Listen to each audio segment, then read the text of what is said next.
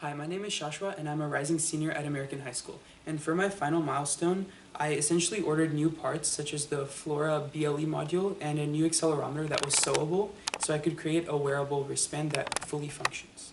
So in order to achieve my final milestone, the first thing I had to do was code for the accelerometer. So basically the accelerometer records raw XYZ acceleration values, and I used a formula to convert that to total acceleration in my code, and then I used the variation in that acceleration to create a step counter. So once I had the step counter fully ready, then I started coding for the BLE module. Basically what I had is I had the BLE take the data from the accelerometer and it would send it to an app onto my phone, and that app is the Adafruit Bluefruit app.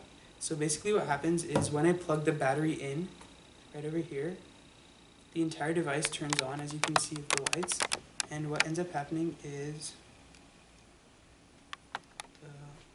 the Adafruit Bluefruit LE module shows up, and I press connect, and then I press the UART, and what happens is when I shake, as you can see over here, the steps are updating. So right now it's 1, and then now it's 2, 3. So when the user is walking around with it, as it shakes, it records the steps.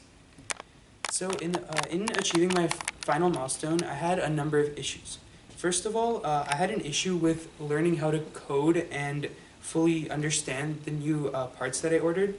They're not the regular SparkFun parts, they're the Adafruit parts, so I had to install different libraries and fully understand it, but eventually I got it to work.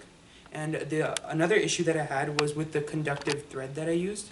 So basically the conductive thread, it allows for connections between the parts, but the problem I had initially was when threading, I wasn't able to get all the thread to not touch, which caused short circuits. So I had to restart all over again with a new wristband, and I spaced out my my thread, and I also coated it with fabric glue to prevent any sort of corrosion or again short circuit.